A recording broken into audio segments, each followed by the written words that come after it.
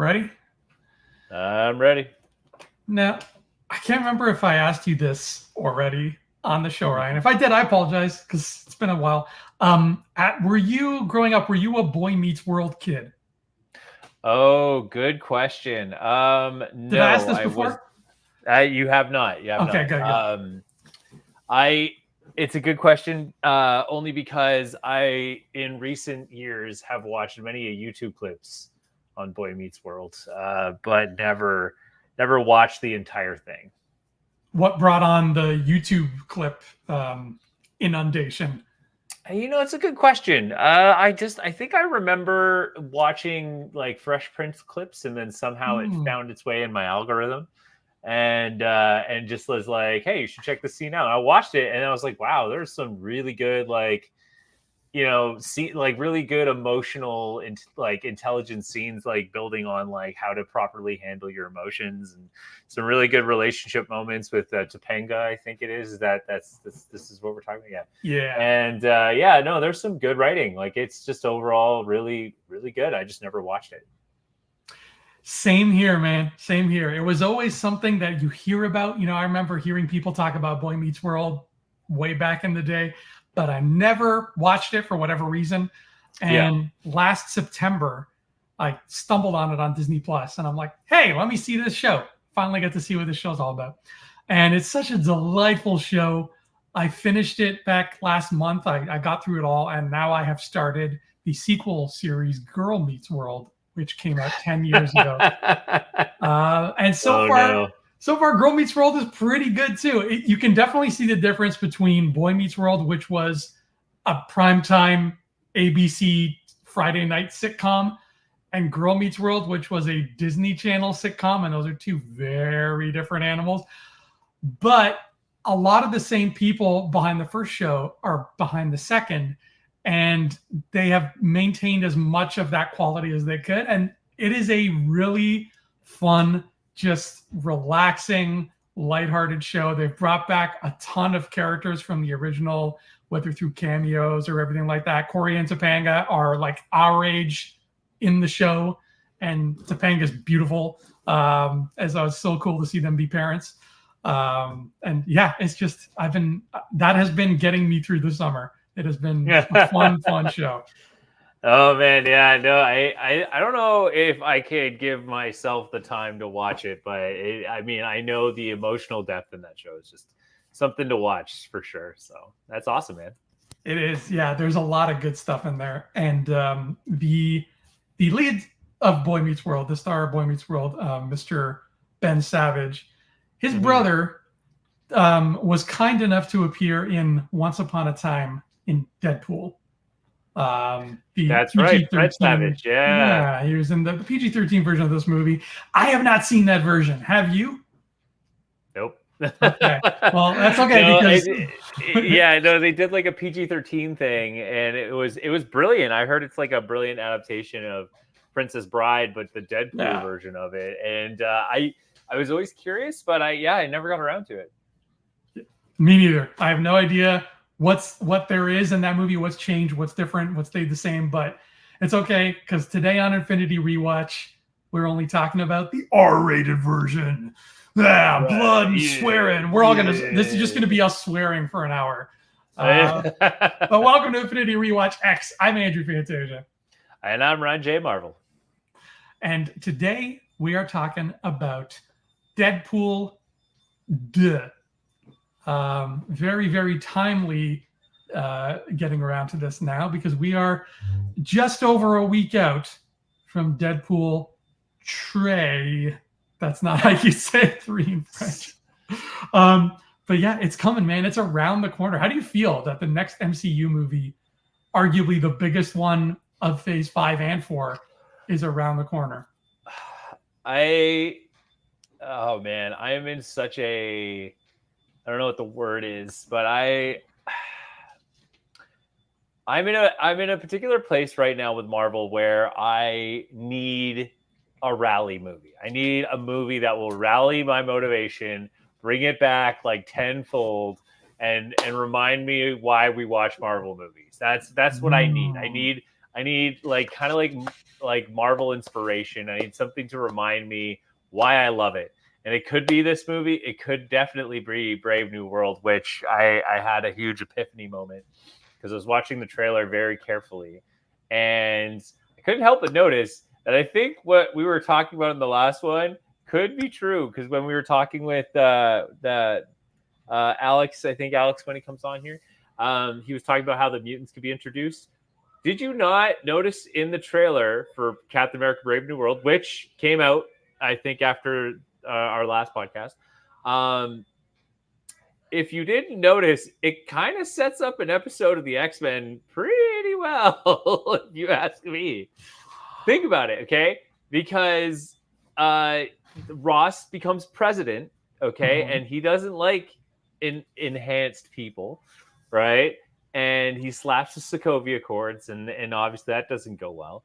And in the trailer, there's an assassination attempt on Ross, and Falcon. What triggered it for me was Falcon goes, "Your inner circle's been compromised," and it shows Isaiah try to assassinate him, and I think it's Mystique that tries to assassinate him and jumps out the window. It looks like it was like, obviously it was it obviously didn't work out, but then Sam goes to this remote facility and notices that there's chairs and people like or what looked like people would have been strapped to the chair.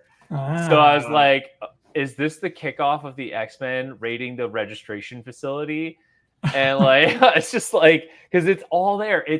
Like, there's a shot too of the fence where there's like this fence with barbed wire, and then it cuts to Captain America going through these tunnels, and it shows rooms with chairs and like people like that would have been strapped into it. And I was like, oh my God, I think Brave New World is quite literally the kickoff for like the X-Men and mutants and everything. Because it's like now we may not see them, but that doesn't mean that the premise is set up, because you could have them raiding the facility and everything. So for me, long-winded story short, is I am in a place where I need a rally cry. And I really think Deadpool, especially after watching Deadpool 1 and 2 back like pretty close together, I'm really hoping that this is my rally cry and reminding me of why we love Marvel movies so much.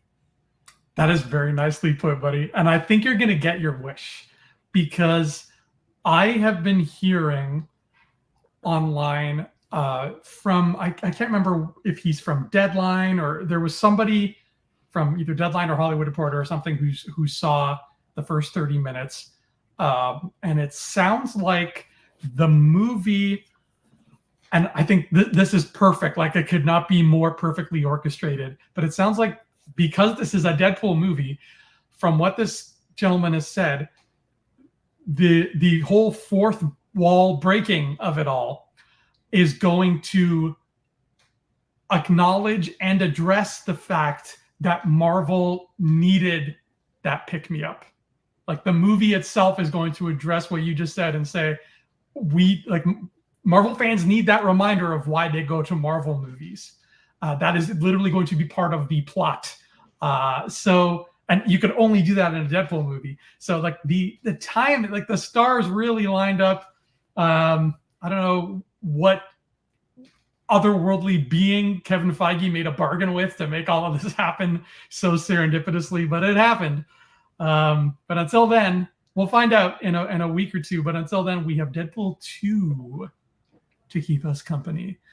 And man, I have not seen this since the movie theater, because this came out May 18th, 2018. Mm-hmm. Where were you on the night of May 18th, 2018, when the murder took place? I was working like a dog. Listen, I was in blank with you. I know who the killer was, and it wasn't me. I'm just saying right now. Okay. Oh, Blink. Wow, that's a callback. Yeah, no, I was working like crazy. I had my apartment. I was with Isabella in Etobicoke. Really beautiful, nice nice little shindig. It was small, but it was good location. And yeah, just honestly, there's at that point, I was really happy with where the MCU was. MCU could do no wrong; they were untouchable at that point. But man, yeah, Deadpool was making big waves, and I remember the rumors leading up to this movie that they were hoping that the guy who played, I think it was in Due South, he's like a big Canadian actor. Yeah, the Mountie, Paul Gross. Paul Gross. They were hoping that he would be Cable. Which now that this movie's called Deadpool and Wolverine, I really feel they should have called the second one Cable and Deadpool. But yeah, no, so at this point I was excited because I got Cable, and I was like, man, like I love Cable. I think it's so much fun. I can't wait to see how they're gonna do it. Like, the whole body sliding thing and the cybernetic arm. And I was a bit shocked to find out that they casted oh my god, names are just escaping me today. They cast guys. Sorry? Taylor Swift. No, not Taylor Swift. Jennifer Lopez. No. Oh god, the guy who played Thanos. I keep saying random wrong names. Oh god. Anyway. Papa Smurf, yes. So they played Josh Brolin. There we go. Finally got there. Josh Brolin as Thanos, and I was like, why? Like, and after seeing it, I was like, oh, I clearly get it. Like, he obviously crushed his audition, or some meeting he had that he just had the right ideas. But yeah, I was wild. I was really excited to see Cable, and like the trailer looked amazing. And I remember too, the trailer was like hard hitting. Like it was just hard hitting, and I was like, man, this is gonna be a fun movie, and it did not disappoint. So that's where I was. But where were you in 2018? Well, in May 18, 2018 was a really wild spot because I was fresh off riding the high of Infinity War. Infinity War was a month ago, and I'm a week away from the Han Solo movie. So I'm going from an Avenger to a Star Wars, right? Woo! I'm just like, like I am going mad with glee. Going from Avengers to Star Wars is just like, yeah, that hasn't happened since, really. So that was the wave I was riding, and then in the middle of that, as a little treat, a little aperitif palate cleanse between one and the other, we got a Deadpool movie, and I was just on board. I was ready for it. And I remember thinking like I just remember thinking we're in such a good spot for movies right now. Like it's such a fun spot. 2018 ended up being a rough year for me, but this was the first half, and it was pretty glorious. Yeah. So I was loving it. I was loving May 2018. I do work. It's funny. I can't say it for 2018, but I can say it for 2019. 2019 was a rough year for me. Yeah. And I was just ready for 2020. we all knew what happened there. Yeah. I feel like in the future, I'm sure it's happened already, but I feel like in the future, just as a joke, people will compile photos of like parties that happen on New Year's Eve going into 2019 going to 2020 from 2019, and people are like, yeah, it's my year, and just like posting that and like oh man. But Solo, I remember that movie. Oh my god. Let me tell you something, sir. Solo literally gets better every time I watch it. The first time I was like, I don't believe you. No, I swear, man. I just watched it last week because I'm going through all the Star Wars again. And the first time I watched it, I was like, that was kind of average, and Star Wars shouldn't be average. And I really, like at the time, I was like, yeah, this is my least favorite Star Wars. Like I'm not loving this as much as I should. But then I watch it again and again and again. And now this time I'm just like, man, they did a good job. It's still probably visually the ugliest Star Wars movie. They really needed lighting in this film. But man, there so many of the fun Star Wars ingredients are in there. It's a blast. It was an unnecessary origin story, I agree, but a total blast. That's I had a lot of hope for that movie. I think I feel betrayed with that movie, and I'll live with it. Then we'll leave it at that. I mean, don't get me wrong. I love the actor they cast for Solo. I think he's a really good, underrated actor, and it's just unfortunate that that's the way the movie played out. But I also loved Donald Glover as Calrissian. Born to play Lando Calrissian. It's perfect.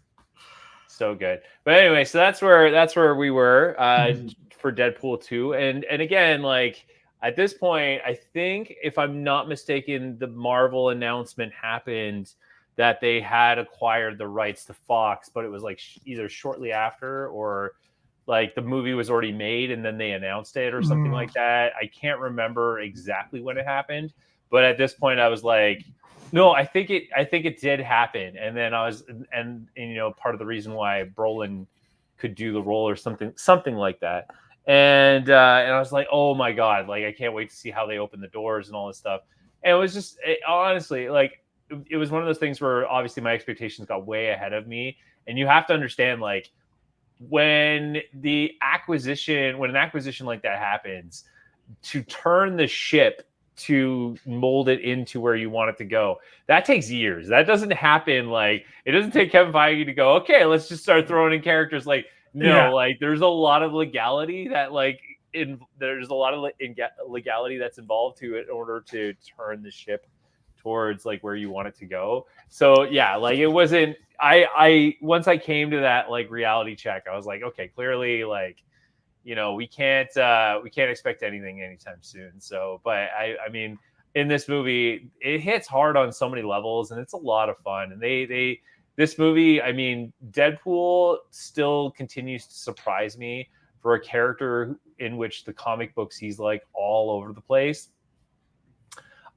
His movies are really, I hate using this word, but they're really grounded and focused into a really good theme for a character who doesn't focus well. Ooh, I like that, man. I like that a lot. Yeah. And so I love, and I put in my notes that, like, from what I remember is that I love how he says what the movie's going to be. And I'm curious in the third one if they're going to do that again, because third time's the charm, in my opinion. But the first movie says this is a love movie. This is a movie about love. And then the second movie, he says this is a movie about family. And then the whole overarching theme of the movie is family. And Deadpool bounces all over the place and does what he does. But in the end, it's a movie about family. And that's the beauty of the whole thing, right? And, honestly, for a Deadpool movie, emotionally, it hits pretty hard. They do a really good job of like giving this character a lot of emotional growth for this experience. Both Deadpool movies have just impressed me so much with how they refuse to sacrifice the integrity of the emotional story in favor of a joke. They will pack the movie to the gills with jokes, but they will never let it come in the way of that integrity of that story, because that's what's important. That's why we care. And I literally have that same note, like you just said there, about how Deadpool 1, he says it's a love story, and Deadpool 2 is a family film. And I have that as my note here at the very end here. And I wrote, I hope Deadpool and Wolverine is about friendship. I think it has to be. Honestly, I was kind of when I was thinking, when I saw your invite for this podcast, I thought I would be the one mentioning that. But I really do feel that way, that the third one is going to be about friendship, right? Mm-hmm. Like not, and it takes, a friendship like Wolverine and Deadpool to like have this story that they're going to have, which is going to be really interesting to see. But like Deadpool has a lot of friends, you know what I mean? Like he has a lot of friends. Yeah. So I'm curious, is like maybe he's taking everything he's learned from his first two movies to like take this friend out of, the spell that they're in, and then seeing how they inspire each other. Who knows? But you're absolutely right. I am curious to see if the third movie will be about that.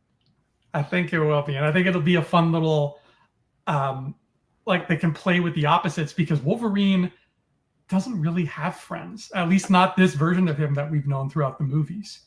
Mm-hmm. The closest thing he has to a friend is Xavier, really. Yes. So they could really play with that and have some fun with that. But we're getting ahead of ourselves, because Deadpool 2 it opens with a bang, quite literally. I wasn't expecting Pop-Tarts to play as huge a role in this movie as they did. But if Pulp Fiction has taught us anything, Ryan, it's that if you try to make a Pop-Tart, you will die before the Pop-Tart is ready. That's why you should always just eat them raw, for God's sake. Yeah. I actually always ate my Pop-Tarts raw. I don't know about other people, but I certainly did. The strawberry ones were good cooked. For some reason, they were better hot. But yeah, eating them raw is the way to go. Yeah. I couldn't agree more. But it's interesting that we talk about Wolverine, because this movie starts off with Logan and how how Deadpool's talking about how Wolverine just offs himself, and Deadpool does the same thing, right? And he just tries to kill himself. And then what I love about it too is the title sequence. There's like this, like, wait a minute. Like, it's like directed by wait a minute, and like produced by wait, I don't understand. And it's like this whole commentary. It's classic. I love it. It's just so Deadpool in the fun there. And they go for the full James Bond opening title, and they have Celine Dion making an original song. Like, what more could you want? What more could you possibly have asked for in that opening? But what they do actually do a Quentin Tarantino, which was a call out. I like that call out there, because they go back and tell the story leading up to the moment, and then the movie continues. It's interesting for it to play this early in the film, and then be able to go from that early in the film into the actual film itself. So it's interesting how it plays out there. But it's fun watching Deadpool just tear people up. Never gets old. The violence in these films are always just so much fun to watch. And then having them kill Vanessa. And it's interesting, Alex, you say that that you don't care much for Vanessa, but I think the point of Vanessa is that he can be loved by someone. You don't get to know much about Vanessa aside from the first one and how deep the relationship goes. But that's the whole point, is that this isn't a story about Vanessa. The story is about Deadpool becoming a family man. That's the story. Yes. Vanessa's along for the ride, and she is the anchor to make him make the jump. But the focus on is what it takes for him to become more family oriented, which is interesting. Yes. So she kind of had to be out of the way for this. But I don't know about you, Ren, but I was not expecting that death. Like, that really floored me. Yeah, I wasn't expecting it either. But at the same time, I knew something had to be different. Something had to happen in order for him to want to, essentially blow himself up and try to kill himself. I didn't expect that either. Like, I thought it may have been like maybe I thought it was his taxi driver friend. I don't know. I just don't know who it could have been in order to do it. But yeah, I didn't realize they were going to kill Vanessa off. And I remember being disappointed during this particular scene, just for like a couple seconds, and then the movie got me again. It got its claws into me. But the little montage where he's trying to find the guy who killed her, and he's in, it looks like a Yakuza bathhouse, and he's killing everybody, and like all these cool fights in these different locations. They showed all of those in the trailer, and from seeing them in the trailer, I thought those were all different scenes. So I thought this movie was going to be this big globe-trotting adventure, and like he was going to go hang out in Japan for a bit and then go here. And then when I saw that, I'm like, oh, it's all just taking place in this montage. Okay, fine. I remember that kind of bummed me out a little bit. Yeah, no, for sure. It did kind of bum me out as well, but it was a fun ride for him to go through the different gangs and stuff. And Have my babies. Yeah, it was so I good. promise to have your babies, Tiago. I Yeah. promise. And then I love his journey, his self-destructive journey. He puts the cocaine under his mask and then just hits himself. It's a fun ride. And then I love that he's back at the X Mansion. Colossus picks him up, takes him back, which I really enjoy. And then they gave us the cameo of the entire X-Men, which I thought was really good. They do fourth wall breaking really well in this. And when there's a mention of a cameo, that person comes. You know what I mean? Like they deliver this time around. How much do you think that cameo set them back? Because they had to get all those actors there in makeup, in wardrobe, without a word, and just be like, and then like that must have been an expensive day. And Deadpool himself talks about how they cut cost by having the X Mansion be really empty all the time. How much do you think that set them back? I actually, I'm curious, because if Dark Phoenix started filming, then you just pull them all together if they're in the mansion, right? So it could have been like a Lord of the Rings thing where they were filming already, and it was just like, oh, why can't we just have them all there already? Because I agree with you, yes, to have that many characters just for maybe a second is not worth it. But if they were already filming, I'm curious to see. Actually, now we'll have to keep a note of that for when we watch Dark Phoenix to see if there's a scene where they're all in the room like that together. And you know what? I hope you're right, because if they made the poor, I don't even know if this was Kelsey Grammer Beast or if this was Young Beast, but whoever that was as Beast, if they made him get in the makeup chair for however many hours just to close a door, that would suck. So, well, I mean, it's the movies, they can just throw money at anything, right? Like look at Avatar and how far they got. Yeah, so I love Russell's character in this one. I thought it was brilliant to do a journey like this. I mean, we have Cable who time travels, and it's really fun to watch how he time travels, just literally screaming at the camera as he time warps back.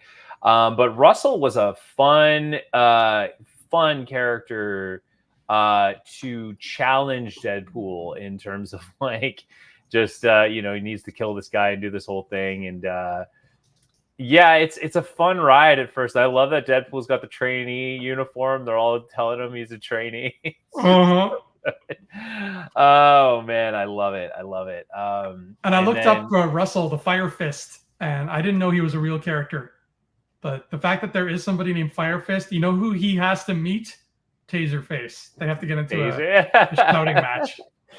Yeah, I mean it's interesting, but it's funny how when things get serious, Deadpool gets serious. There's like kind of like a switch. The second Deadpool realized something was up, and he's like, "Yo, are these guys hurting you?" Then what's happening is that the kid's like, "Yeah," and then he's like, "Well, damn it," and then he just like shoots the guy, and it's fun. It's really, I mean, it's fun to see how he has this kind of huge wheel of emotions, and how he could just jump from this fun movie to serious moment to fun movie again, and it's a wild ride. But again, I'm blown away for one of the most off the wall characters to deliver the most focused theme of a story and stick to it the entire way through. Yeah.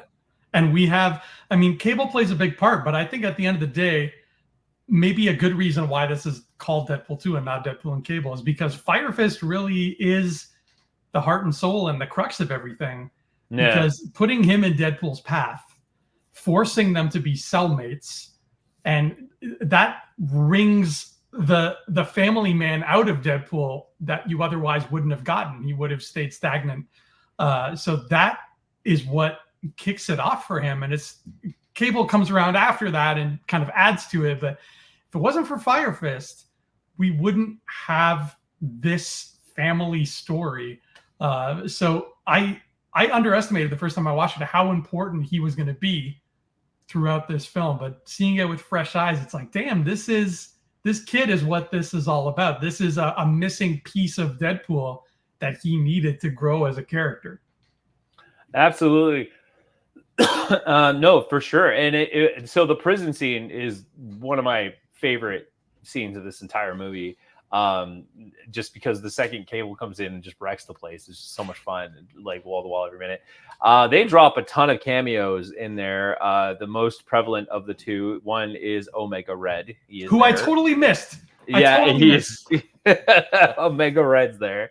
Does he talk? And then what? Does he talk? Does he say anything? He does, but like all of 2 seconds. Like he's just like, you see him like, oh, I'm gonna kill you, and then you see him laughing at one point, and then they all get into a brawl, and that's it. Like he has not a big role at all, but the camera like you get a close-up shot of him, and he has the Omega symbol on his head and everything. Like It's right there. Like it slaps you in the face with his cameo. Wow. No tendrils. Right, he doesn't. You don't see the tendrils, no, but okay. you see the kind of cybernetic face, and he's got the pale kind of skin and everything.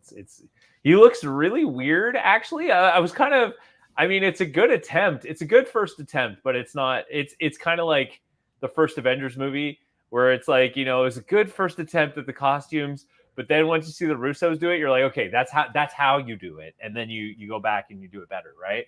But yeah, it was a good first attempt. Good first attempt at Omega Red. But then we also get Black Tom, which I thought was hilarious. And he's Scottish too, which is perfect. Black Tom Cassidy, White Wade Wilson. What a great introduction. It's so good. It's so good. And it's so funny. But, you know, it's kind of, you know, there's this shot where Deadpool's like, oh, there's kind of it's kind of like we're foreshadowing something here, like the biggest guy, you know, like it's funny how they literally spell it out for you in this movie. Like, what makes it even funnier is like, because Marvel tries to do setups all the time, and sometimes it pays off, and nowadays it doesn't really do as much. But this, like, he spells it out for the audience, like, oh, the biggest character, and you see Black Tom, and if you know from the comics, Juggernaut, Black Tom were kind of like they kind of brought them in together, and they're pretty close, right? So you kind of know it's coming before it happens, but oh my god, it's priceless. Well, I was the perfect audience for the director here, because even though I mean, I've gone on record, man, Juggernaut's my favorite X-Men villain. Like I'm all over the Juggernaut, but I did not see that coming at all until he popped out of the thing. Oh yeah. Like, they're talking about like, oh, the big guy. And I was just like, I don't know who that could be. It completely went over my head. The Black Tom thing, I didn't make the connection of like, oh, if we see him, we must be seeing him. I was just like, oh, cool, Black Tom, that's funny. It didn't hit me until like literally like he comes out of that truck, and then I just lost my mind, and I'm like, oh my god, he's finally there. But yeah, it worked on me. The twist worked on me, and I don't think that was even spoiled anywhere before the movie came out. Yeah. Was it? Nobody had leaked that. It wasn't. No, you had to see the movie in order to, like, I'm sure like people talked about it after. Yeah, it's oh man, yeah, they did a good job hiding him in the whole thing. So yeah, it was really good. It was just really good foreshadowing. I knew it was coming. And then so Cable comes in and just wrecks the place. I love how you see him make his gun before he invades the prison. And then he has like the guitar volume switch, which is really cool, and it makes the gun do different things. And the interesting thing about this, they did do it in the trailer, and I noticed they talk, and then obviously they do it in the movie, but he says, oh, you're so dark, you know, are you sure you're not from the DC universe? It's like, that was the first time I think we actually got a call out from a Marvel movie to the DC one. Like we see it, you know, we've seen it in the comic books here and there, or, you know, cartoons, sometimes they'll kind of do a pun or something that you could kind of connect the dots. But for the movie to just do that, we were just like, whoa. I remember in the theater, everyone was like, oh, you said it. Yeah, that was shots fired. Yeah, it was shots fired. It was so good. but yeah, and then the dubstep thing. I love dubstep, and then the fight scene. It's so good. It's so good. That prison sequence is just so much fun. Now let's talk about Cable for a second. I want to chew on some Cable because you mentioned that you were really looking forward to Cable. You love the guy. I was the opposite. In the cartoons, I think Cable is great, but at the time that I first watched this movie, my memory of the cartoon was so foggy, right? I had like almost no memory of him in it. Mm-hmm. So at the time of watching this movie for the first time, all like 98% of my Cable knowledge was from the Cable and Deadpool comic from the 2007-ish. And man, in that comic, I could not stand Cable. He annoyed the hell out of me because his whole shtick was because of his powers and because he's from the future. He's just always like, I know everything. Oh, you did that? I knew you were going to do that. It's like, picture the most like insufferable like douche you can think of. And like you watch a movie with them and they're like, I knew that was going to happen. I knew it. Right. That was Cable throughout that whole comic. And I'm just like, this is bad. I don't like, so the Cable of it all, I was like, I don't give a damn what, whatever, just show me the stuff with Deadpool. But in this movie, he was fine. In this movie, I ended up liking him. But yeah, I went into this really not giving a damn about Cable. But you, on the other hand, had a much better experience. What's your Cable experience for you? I love him. He's just like Cable's story in the comics was really hard to follow at first because there's so many trails you have to go down. Like at one point he's Strife, and like and then of course explaining that he's the son, or he's the son of Jean Grey and Scott. But how does that work considering he jumps to like the year 3000? And how they explain that, and the technovirus, and then he has to raise the baby. There's so many great story arcs with Cable, but what's hard about him, and more often than not why he comes out the way he does, especially to people who are first learning about him, is because you have to start with like a blank slate. Like you can't just he's not one of those characters where you can bring him in, explain him explain his origins in 30 minutes and then you run off to the hills with this guy. No, his story is so convoluted that it's just better you just send him in with as little information as possible and then let him go along for the ride, because that's the only way to do it. So but he's such a cool character. Like he's such a fun, he's done Mojo World. He's done the whole thing. And yeah, just such a fun character to watch. Just so cool. So, I mean, X-Men 97 did it best. They literally found a way to like take 97 and be like, oh yeah, by the way, this is how Cable became Cable. And they literally gave you everything you needed to know of how the character becomes the character. And it's perfect. It's just executed so well. And it's perfect because it's exactly that. In the cartoon, you see him come in, he's going after the leader, and then you hear nothing of him till Days of Future Past again. And then like you slowly get the chunks of information, but in 97, they're like, oh, we're having a baby. Oh, this baby has the technovirus because it's actually a clone of Mr. Sinister, and it's got this weird virus that we can't solve. But in the future, Bishop knows the cure to the problem, so we're going to send him in the future. And then and there's so many things, but he's such a cool character. I see Tiago. First of all, hello, my friend. Good to see you. What do I think of a Cable standalone where we follow his perspective, see him jumping around time? I think it can be done, but again, like you have to build him up like you did in the cartoon. You have to, he's like your Thanos character in Avengers MCU.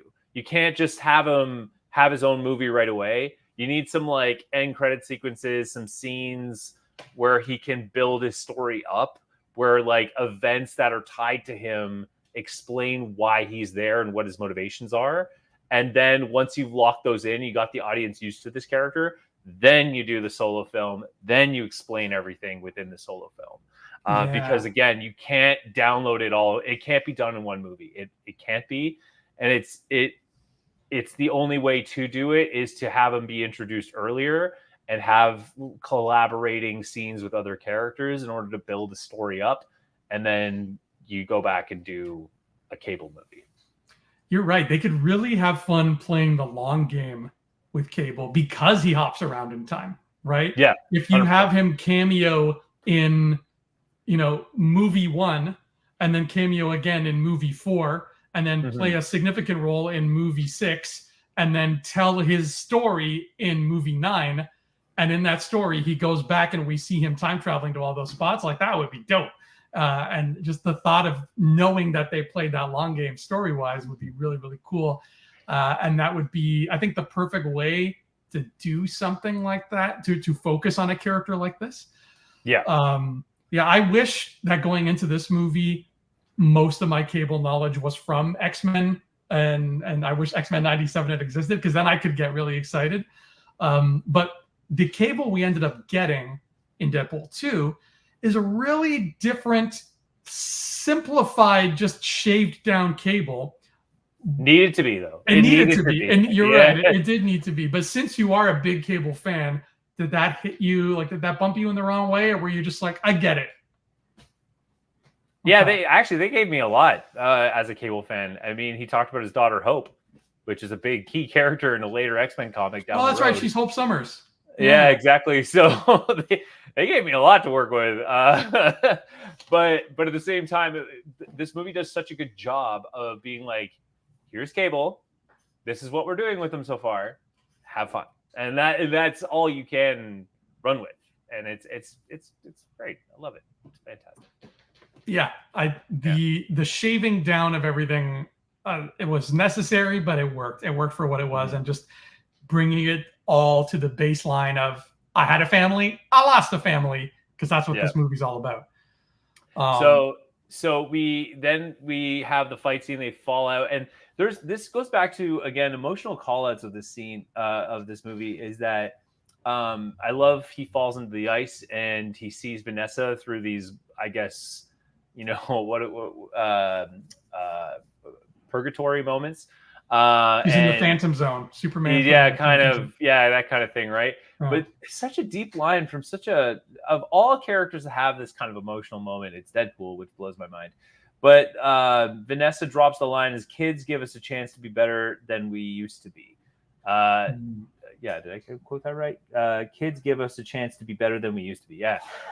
So it's this beautiful moment for a character who's super gimmicky and just like, butt jokes, and to have this moment that it's just like, man, that hits you so emotionally hard.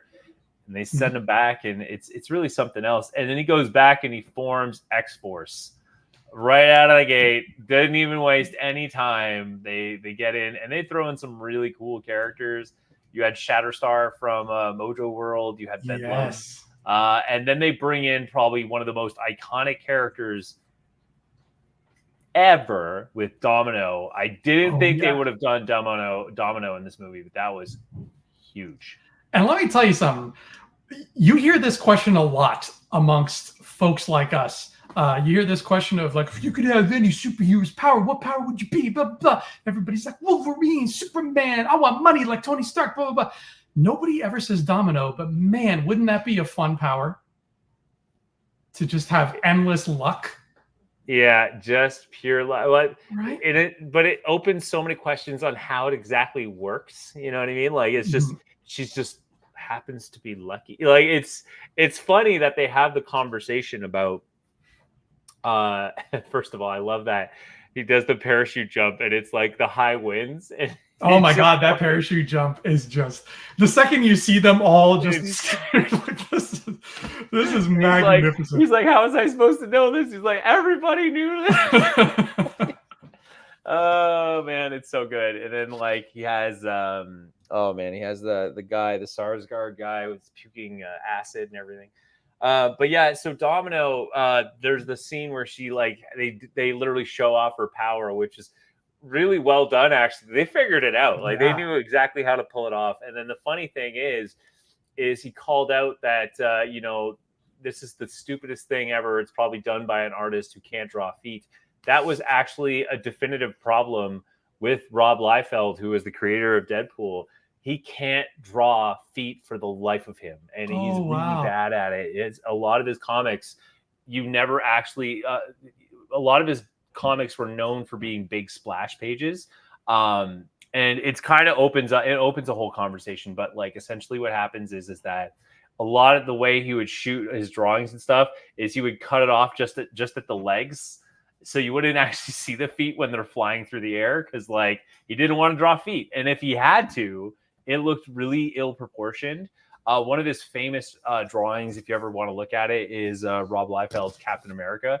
His body proportions are so bizarre, but it's like he's like super chest. Captain America boobs. Yeah, it's messed up.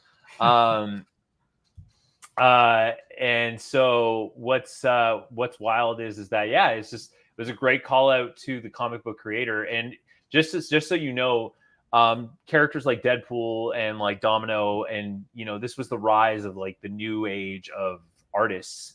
So this was when McFarlane was around, Jim Lee, Rob Liefeld, all these guys that were considered like the rock stars of Marvel. They were the ones to make Marvel edgy and cool. You kind of had these really, sexy characters that are being drawn now, and they just all look really cool. They gave it the 90s awesome. Yeah, they brought a lot of grit. And so they eventually left because the rights of the characters obviously belonged to Marvel, and the pay wages weren't great for these guys, and they weren't making the money they should. So eventually they made their own comics under Image, but they're all these rock star guys, and eventually Image would fall because they don't know business, but they knew how to draw. But what's interesting is everyone says they all knew how to draw, but what's interesting about their comics is McFarlane did it and Liefeld definitely did it. But what happened was they went from the Marvel style, which is like, again, you're told to draw what you think the story should be, and then the writer writes what they think the story should be, and they kind of merge it together, all happening simultaneously. So like kind of like the drawings are slowly coming out, and then the writers like starting to build the story through what they're seeing. But what happened with McFarlane and Liefeld is that they loved making their art bigger.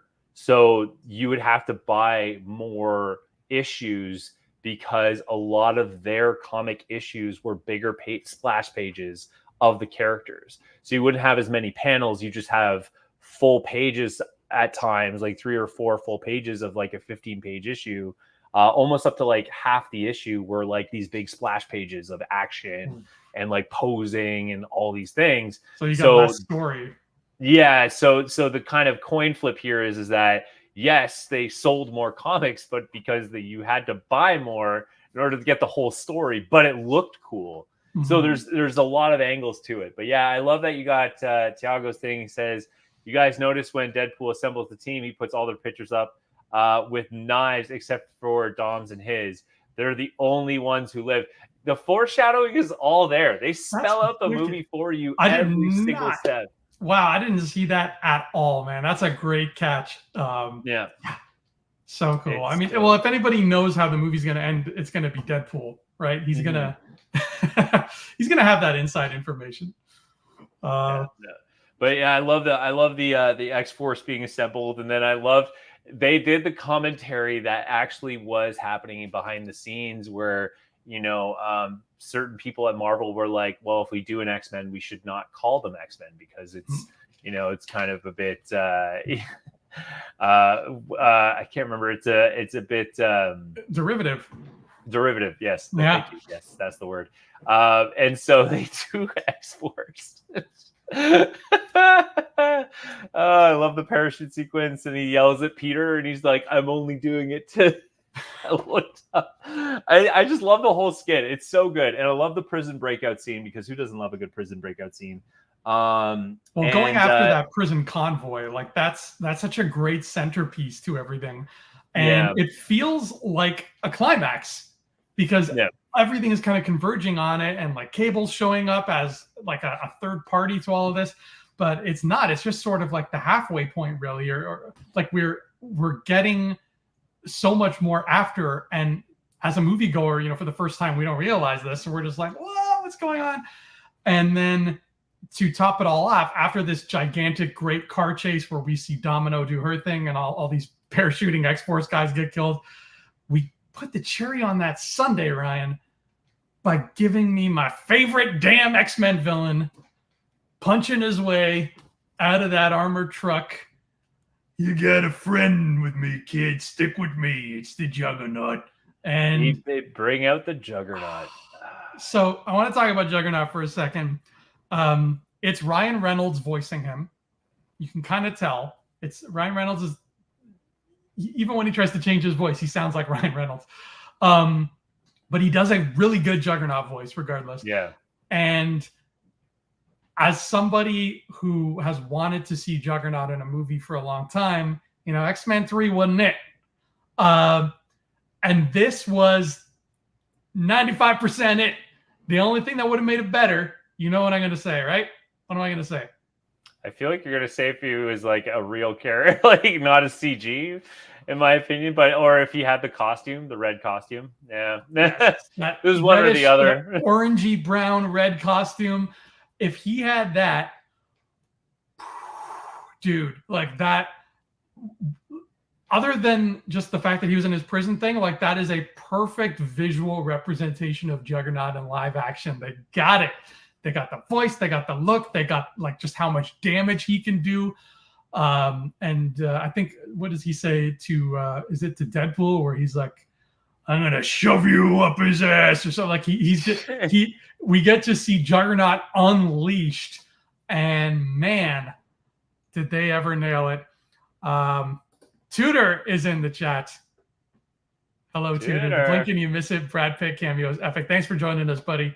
Yeah, man, and it was so quick. Everybody in theater is like, was that Brad? And sure enough. It was a great but that's the thing, and I think this is where the expectations high for Deadpool and Wolverine, because the cameos are really good. They're really fun. They're really well timed, and they're all set up really well. So it should be interesting to see that. So but Juggernaut, man, I love that Deadpool calls out all the big famous issues with Juggernaut. Of course, he mentions the one with Black Tom.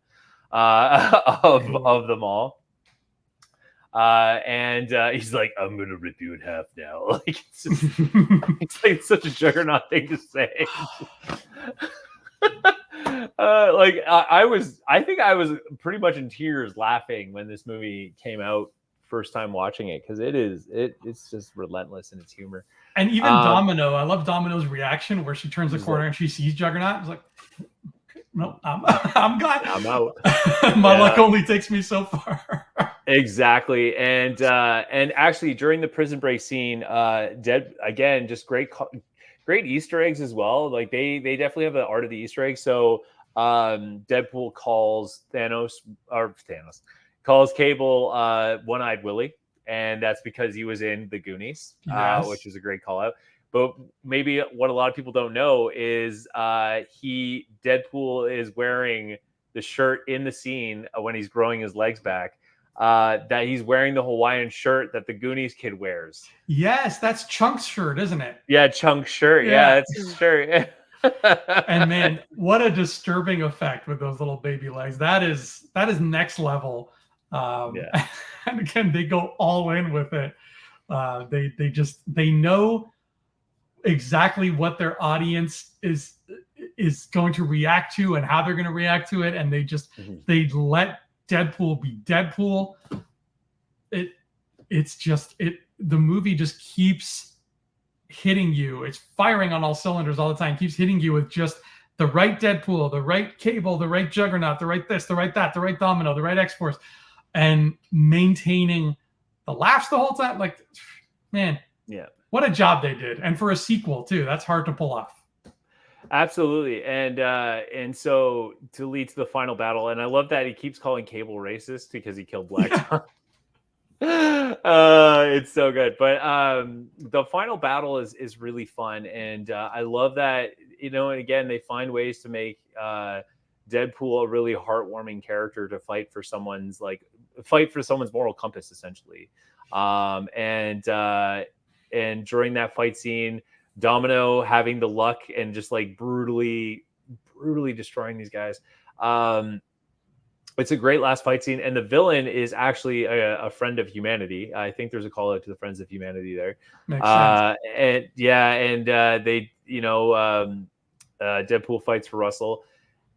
And during that explosion, there's an explosion that Deadpool gets caught in with Russell, and his suit turns gray. So we get the X-Force suit, which is really cool to get that nod as well.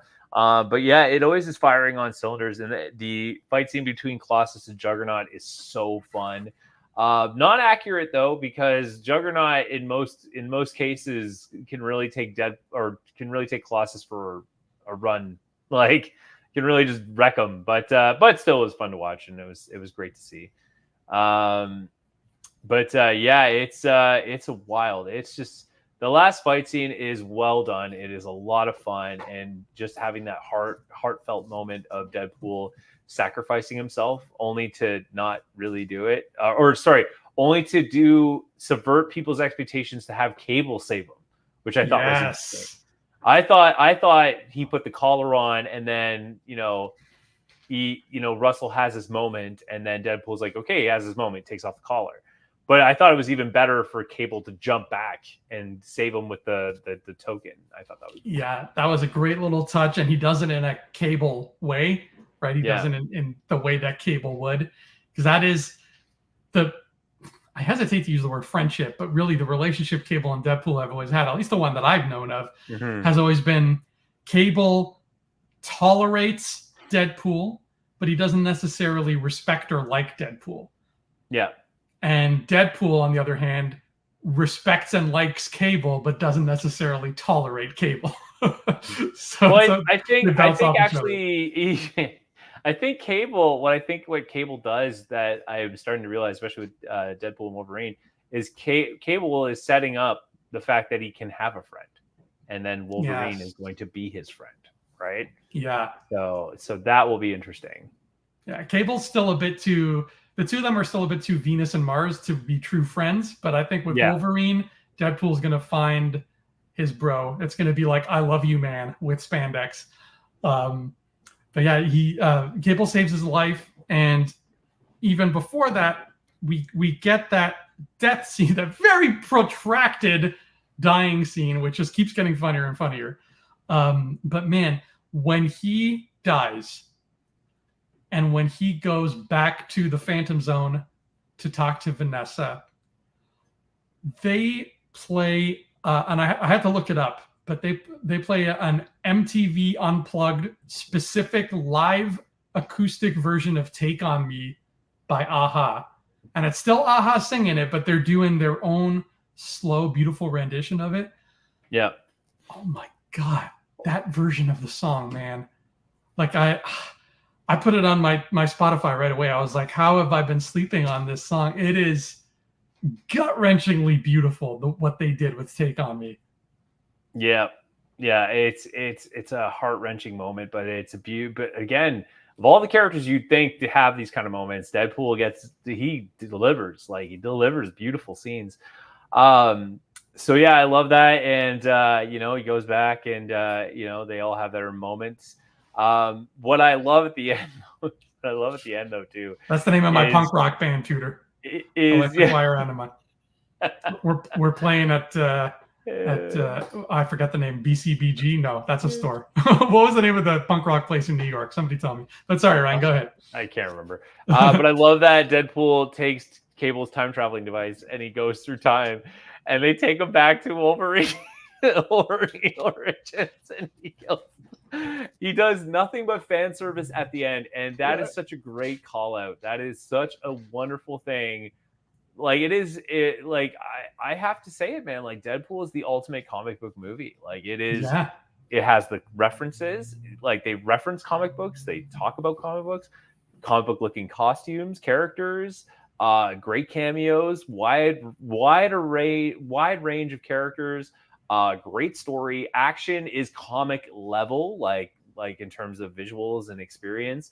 And in the end, you have the fan service, which is he goes in to Wolverine Origins, he kills the Deadpool version of himself.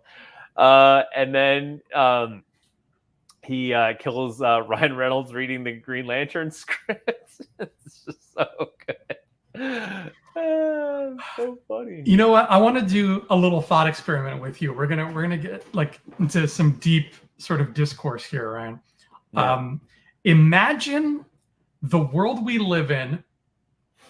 So imagine it's still 2024 or 2018 in the case of the movie, but imagine the world we live in is still sort of technologically and culturally stuck in like the early 1990s. So imagine there's no internet, no social media. All of our entertainment news is just coming from magazines. What a wonderful world that would be. Right. How do you think a Deadpool movie would work in this what if scenario? Because we have become so up to the minute with what's happening in entertainment, just that the nature of media now. If Harrison Ford catches a cold on the set of Brave New World, we're going to hear about it. Whereas before, you wait a month to find out what they're doing on the set of Batman Returns. And they're like, oh, last month they shot a scene with a big rubber duck. Neat. And then you got to wait another month for like Starlog or whatever. And then you're like, oh, no news on Batman Returns. Okay. Right. Like it was a totally different world. So if we still lived in that world and how the fans felt and how the fans behaved and interacted with this world of Marvel was not out in the open like it is now, how do you think a Deadpool movie would work? Because Deadpool's all about basically having Deadpool walk on screen and say, I know how you feel and I know what you want. And I know you know who Kevin Feige is. And I know you're excited to see this cameo and that, because that's how Deadpool works. How would you do that if this was the case? You would harken back to his like ultimate comic book moments and either redo them or talk about them. So like a Cable and Deadpool first issue, they would probably make a reference to it or call it out and be like, you know, this is how they would have done it in the comics, you know, like that kind of joke. But yeah, I think they would have found ways, or like throw up the trading cards and like, you know, oh, you know, like if he had the Juggernaut, he had like the different, you know, series of the Juggernaut cards. Oh my God, dude, something like that great. Is I think is how you do it in the aesthetic of the Blade movie. In the aesthetic of the Blade movie. Yeah. No, that's a great point, man. That's totally something I can see them doing in this hypothetical case. Like, I don't know why they haven't done it even in these movies, because like you could throw them out as like a nice nostalgia, because nostalgia's in right now. Like even me, like I went back to my parents' house. I've been like grabbing like old like game manuals and stuff like that. You know, there you go. You got Fire Emblem series here. But nice. But yeah. Adios, Tutor. Thanks for joining. Yeah. But the point is like you can you just harken back, or like, you know, you'd throw up like a Funko Pop and be like, hey, like, you know, check out this Funko Pop, you know, like that kind of thing, right? And like I can totally see Deadpool doing that in this movie, where he's got like the trading cards and he's like, Colossus, you got to get in here and fight him, because look, it says here your power level is 8 and Juggernaut's power level, right? So that's, you're so right, man. That is totally something that they could have done that would have worked. Yeah, that's great. I had no real profound answer to this question myself. I'm just kind of thinking of it as I go, but I really like that idea. I also really like the idea of like actually pulling out an issue and being like, okay, in this thing, they defeated Juggernaut by doing this. That's what we got to do, everybody.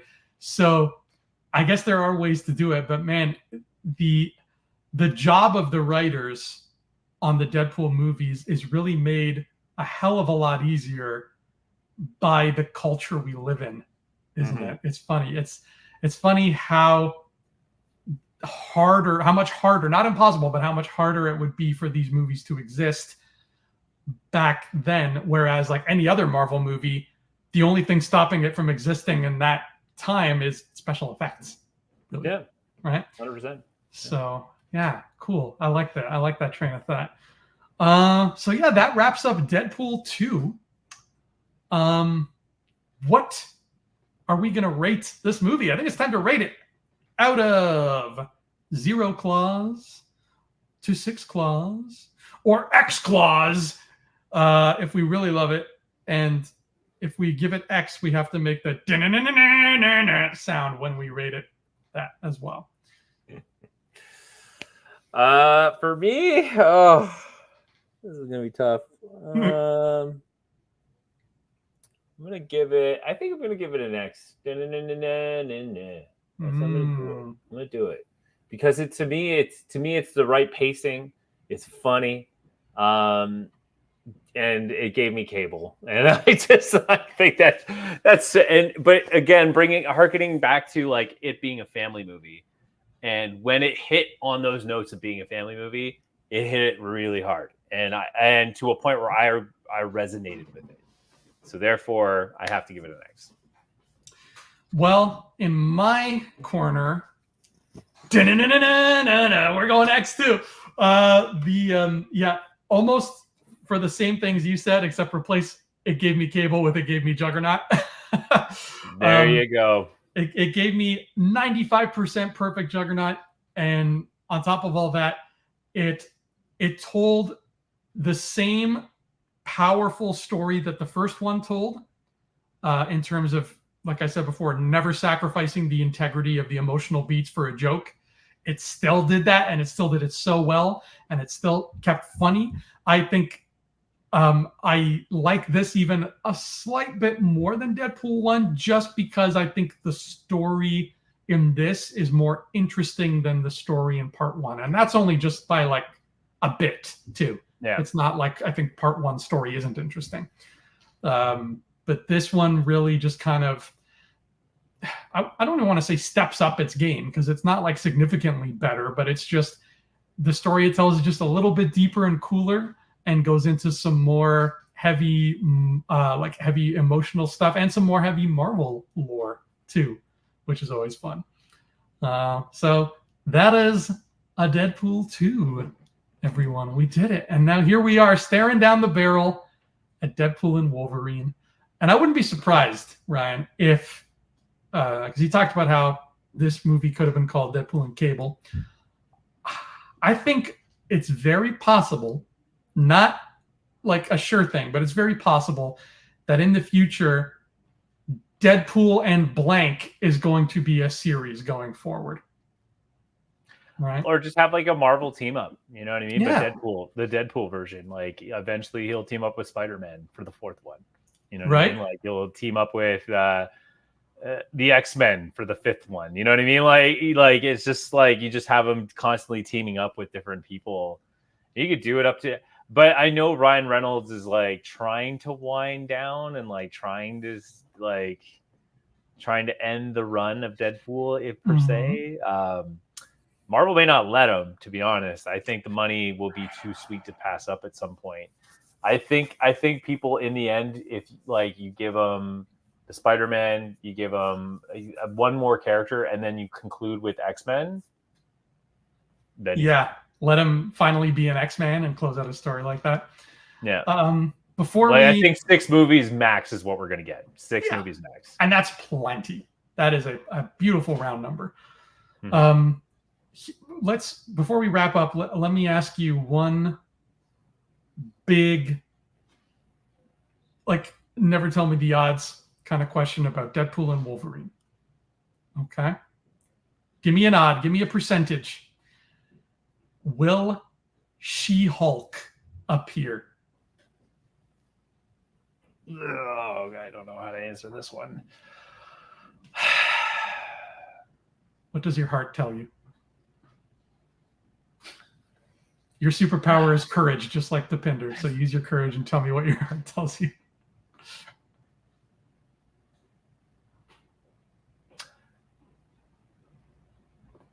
Yes, it's going to happen.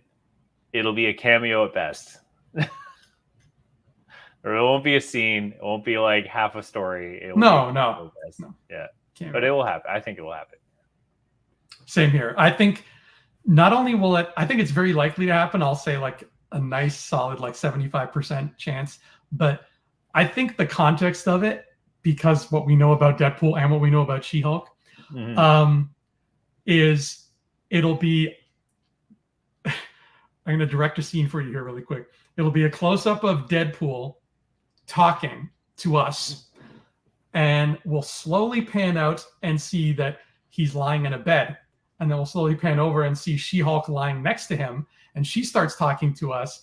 And then, like, she tells him, like, okay, bend over, it's your turn, or something like that. That would be really good. You know what? I would love that. I wasn't expecting that. I thought you were going to mention Kevin, which was the scene in She-Hulk where she goes to find like the machine that runs all of Marvel, and then have Deadpool come in there. But I like that ending better. Yeah, I think they'll do something lewd and fun. Yeah, especially if he's leaving Vanessa behind to go into the MCU, right? So yeah, I like it. Well, thank you, Kevin. Call me.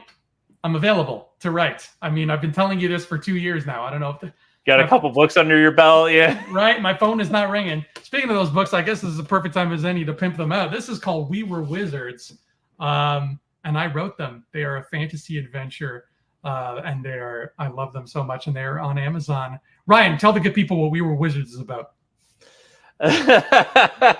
It's about a guy who's purple skinned. It's like amethyst. That's right. Yes, and he learns to be accepted in the world. He does, and there are wizards also, and a giant monster, and lots of other fun stuff. And you can find We Were Wizards on Amazon right now in all kinds of formats, whatever format you prefer. It is there, and you can also find me right here on the Digital Charcuterie channel, because right now, Ryan, I am covering extensively the DC version of Marvel United, the board game. The Game Found is live as we speak. It's going on. We just unlocked Ra's al Ghul as a villain. That was where we left off. Yeah. It's sweet. He's got Talia as one of his henchmen, and so is Lady Shiva. And now we're waiting to unlock Jonah Hex. He's the next hero. We're close. We're getting close. But a lot of good stuff has been announced so far, and we're still at the tip of the iceberg. It's a lot of fun. And what about you, sir? Where can people find you? Right now, you can find me on the Expert Zone channel for my work. Please support me there, because that's where my team and I make content. I think we're trending at 15,000 followers right now, so we're doing pretty well. Damn, dude! Congrats! That's awesome. Thank you. Yes, so please give us some follows there at youtube.com/Expert Zone, and please support. I picture you being like not only the leader of your team at Expert Zone, but like everybody wears a leather jacket and yours has like a blue stripe on it and everybody else is just plain black. And whenever you walk through the office, you guys are like, we are the Expert Zone. We are the Expert Zone. Right? How's my aim? Am I in the right ballpark here? It feels pretty close to that, yeah. I would be lying if I didn't make that joke already amongst my coworkers. And then you're like, oh, those Expert Zone nights. Yeah. No, that's 100% it. Yeah, you nailed it for sure. Beautiful. All right, everybody. Well, next time you see us, I suppose it will be the Deadpool and Wolverine episode before we finish up with Dark Phoenix and New Mutants. I don't know when we're going to get around to it, because I know for a fact we can't do the episode the night we see the movie, which is the opening night. That's right, yeah. So we don't have a date set for the show yet, but I guess we'll just do it as soon as we can, and then look forward to seeing us there as we share our thoughts about the film. Maybe it's just going to be a full podcast of just us laughing. Who knows? Yep, for sure. Well, everybody, we'll see you then. And until that happens, please have a very Canadian, marvelous day.